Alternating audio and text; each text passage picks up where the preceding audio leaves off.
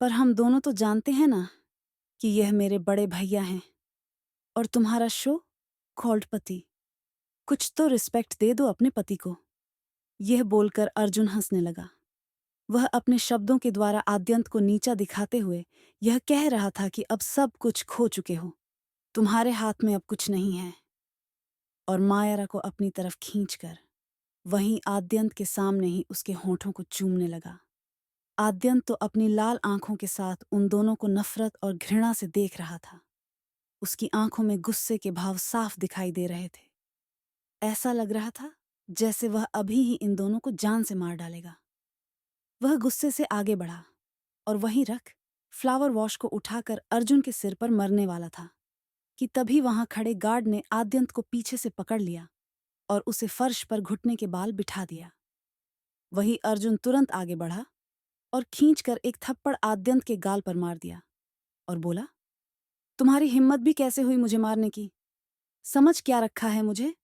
मैं कोई ऐरा गैरा या भिखारी नहीं हूं, बल्कि बेवकूफ आद्यंत नुमानी नहीं, अर्जुन नॉमिनी हूं मैं, वह जिसके पास पर्सनैलिटी के साथ साथ शार्प माइंड भी है। अर्जुन गुस्से से अपने दांत पीसते हुए बोला।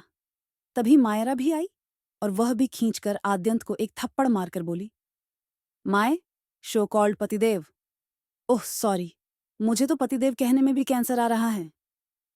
बस करो मायरा डार्लिंग, बेचारा अंदर से टूट चुका है। ये कहते हुए अर्जुन ने मायरा को अपनी तरफ खींचा और फिर आद्यंत की तरफ देखते हुए बोला, तुम्हें पता है बड़े भैया, तुम्हारी यह हालत हम लोगों ने कितनी मेहनत के बाद की है। क्या क्या नहीं किया हमने। जब हमें कुछ नहीं मिला तो हमें खून के इल्जाम में तुम्हें फंसाना पड़ा। हाँ बेबी, एक बार तो मुझे ऐसा लगा कि कहीं हम ही ना फंस जाएं। जब इसका वह दोस्त जफर ने जब हमारी सारी बातें सुन ली थी और हमें रोमांस करते हुए देख लिया था, पर इस समय मेरे दिमाग में एक शार्प प्लान आया। मैंने उसे वहीं मार दिया ताकि ना वह रहेगा और ना ही वह अपने दोस्त को हमारी सच्चाई बताएगा। मायरा ने बड़े ही स्टाइल से आद्यंत की तरफ देखते हुए कहा। यह सुनकर आद्यंत के पैरों तले जमीन खिसक गई। उसकी लाल आंखें भर गईं। तुम्हें पता है आद्यंत, मुझे तुमसे घिन्न आती थी जब तुम मेरे करीब आते थे, और तुम्हारी यह हालत मेरी वजह से है। क्या तुम इसके लिए मुझे अप्रिशिएट नहीं करोगी? कहते हुए मायरा जोर जोर से हंसने लगी। हाँ, और मेरे प्यारे बड़े भैया तुम्हारे प्यार में इतने पागल थे कि उन्होंने तुम्हारे झूठ को सच मान लिया। तुमने झूठ कहा कि उनके दोस्त ने तुम्हारे साथ जबरदस्ती करने की कोशिश की, इसीलिए तुमने खुद को बचाने के लिए चाकू मारा, और तुम्हारा डरा हुआ चेहरा देखकर मेरे प्यारे बड़े भैया ने सारा इल्जाम खुद के ऊपर ले लिया और बेचारे खुद जेल चले गए। आह, बहुत बुरा हुआ ना भैया आपके साथ। ये बोलते हुए अर्जुन अजीब तरह से हंसने लगा। फिर आगे बढ़कर आद्यंत को खींचकर एक और जोरदार थप्पड़ मारा, जिससे आद्यंत मुंह के बल फर्श पर जा गिरा। अर्जुन आद्यंत के मुंह पर अपने शूज को रखकर उसे दबाते हुए बोला, नफरत करता हूं मैं आपसे, बेइंतहा नफरत। सब कुछ आपको ही मिला। एक बड़े भाई होने के नाते सारी प्रॉपर्टी पर राज्य कर रहे थे आप, और मैं मुझे क्या मिला?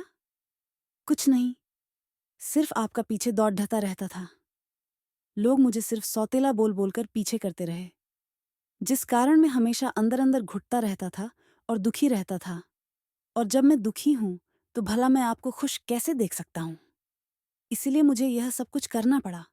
और आज देखो, मेरे पास सब कुछ है। पैसा है, बंगला है, गाड़ी है, कंपनी है, और इतनी ब्यूटीफुल डार्लिंग भी हैं। यह बोलकर वह एक बार फिर से मायरा को अपनी तरफ खींचकर उसके होंठ पर किस कर लिया। आद्यंत तो अभी भी गुस्से से घूर घूर कर उन दोनों को देख रहा था, पर अंदर ही अंदर वह अपने दोस्त के लिए बहुत ही ज्यादा दुखी भी था। उसे यही लग रहा था कि उसके दोस्त ने उसे एक बार आगाह किया था, तभी उसे संभाल जाना चाहिए था। लेकिन वही उसे गलत समझता रहा और अंत में उसके दोस्त के साथ इतना बड़ा हादसा हो गया, और अपनी बेवकूफ़ी के चलते उसने अपने दोस्त को भी खो दिया, जो उसे अपनी जान से भी ज्यादा प्यार था।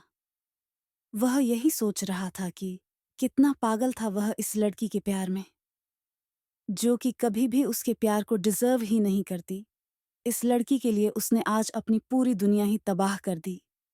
क्या से क्या हो गया उसकी जिंदगी? अर्जुन ने आद्यंत की तरफ देखा, जो कि अभी मुंह के बाल फर्श पर पड़ा हुआ था, लेकिन उसकी आंखें अभी भी गुस्से से लाल थीं। यह बात अर्जुन और मायारा दोनों को ही बर्दाश्त नहीं हो रही थी। मायारा के अंदर उसे लेकर जहर पल रहा था। उसे कोई आइडिया नहीं था।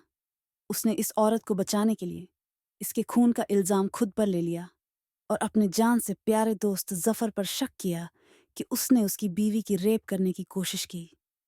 उसे पर लानत है जो उसने अपने दोस्त पर विश्वास नहीं किया और ऐसी औरतों पर बिलीव किया जिसका कोई कैरेक्टर नहीं है। अर्जुन ने तुरंत ही वहां ड्रॉर में रखे गन को निकाला और आद्यंत के सिर पर पॉइंट करते हुए बोला, तड़प तड़प के जीने से अच्छा है बड़े भैया की इसी वक्त आपको मौत की सजा दे दी जाए और इस बेरहम जिंदगी से मुक्त कर दिया जाए। मैं इतना तो आपके लिए कर ही सकता हूं, क्योंकि आप है तो मेरे भाई। ना कहते हुए अर्जुन ने घिन्न से आद्यंत को देखा। यह बोलकर अर्जुन ने तुरंत ही ट्रिगर दबा दिया। आद्यंत तो वहीं मुंह के बाल फर्श पर गिर गया और खून के छींटे चारों तरफ बिखर गए। आद्यंत अब अपनी आखिरी सांस ले रहा था। उसकी आंखें बंद हो रही थीं।